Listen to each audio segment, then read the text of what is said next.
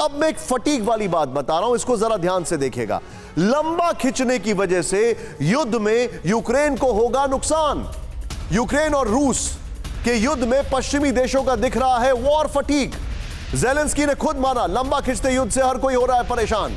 लंबे खिंचते युद्ध की वजह से पश्चिमी देश खींच सकते हैं अपना हाथ। एसोसिएटेड प्रेस के हवाले से बड़ी रिपोर्ट। मैं सीधे इस खबर पर सीधे चलूंगा जल शंकर प्रसाद सर के पास। सर, ये जो इंफॉर्मेशन है, अब मुझे जरा बताइए, आप ये तीनों खबरें दिखा रहे हैं हम अपने दर्शकों को। रस्सी जल गई लेकिन बल नहीं गए, हथियार नहीं है, वॉर फटीग हो रहा है लेकिन युद्ध नहीं छोड़ने वाले। ये अब what is the exit plan sir, क्या करेंगे ये? देखिए, आपने पूरे प्रोग्राम में इतनी खबरें दिखाई, उसका अगर हम एक एनालिसिस करें, एक संक्षिप्त में उसका कंक्लूजन करें तो ये है कि पुतिन साहब चाहते हैं कि एक टाइम कहीं ना कहीं आके सोवियत यूनियन दोबारा बननी चाहिए। दूसरा, वो चाहते हैं कि वॉर्सो पैक्ट और नेटो की बराबरी हो जाए। नेटो ये ना समझे कि वो ज़्यादा स्ट्रॉन्ग है वॉर्सो से और वो उसको उतर कर है।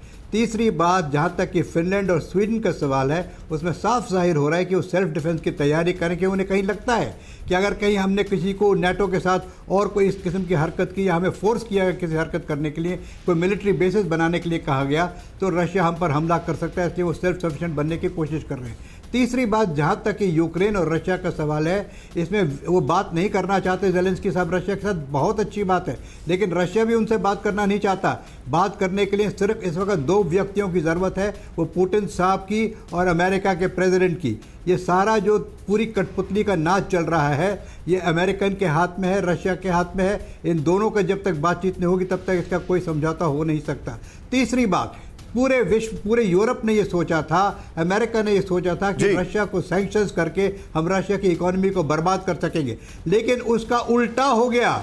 जैसे वोरा साहब भी कह रहे थे कि जो रूबल की इतनी बातचीत नहीं होती थी, आज रूबल ऊपर उठ रहा है, डॉलर खत्म हो रहा है। आप देख रहे हैं कि हर जगह, चाहे यूरोप में देखें, कहीं भी 9 to 10% का इन्फ्लेशन हो रहा है। अमेरिका में 8-9% का इन्फ्लेशन हो रहा है। ये क्यों हो रहा है? ना इनके पास वीट पहुंच रहा है, ना इनके पास ऑयल पहुंच रहा है, ना इनके पास गैस पहुंच रही है। लंदन में आप अगर यूरोप में जाके देखें तो गैस बिल बढ़ता चला जा रहा है। अभी तो फिलहाल गर्मी आ रही है तो मालूम नहीं चल रहा। सर, आप गैस की बात कर रहे हैं, यू आर एब्सोल्युटली राइट, लेकिन सर एक और जगह तनाव बढ़ रहा है।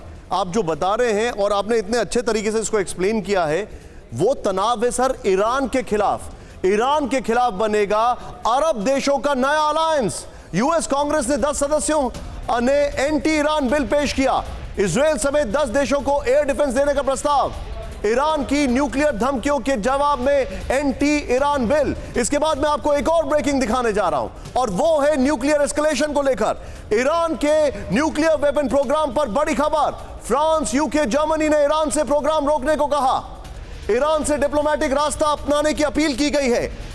इतना ही नहीं, उन्होंने कहा है कि ईरान जो है, जो उसने 27 कैमरे बंद कर दिए हैं, उसको वापस ओपन करें। सीधे दिखाइए गोप्रो पर यह खबर आई है, हमारे दर्शकों को यह जानकारी जरूरी है। ईरान का न्यूक्लियर अटैक कैसे लगेगा ब्रेक, जरा ध्यान से देखें आप। यूके, जर्मनी और फ्रांस ने ईरान से की गई परमाणु गतिविधियां रोकने की अपील की है। नंबर 1, 2015 के परमाणु समझौते को अमल में लाने के लिए बातचीत पर जोर दिया।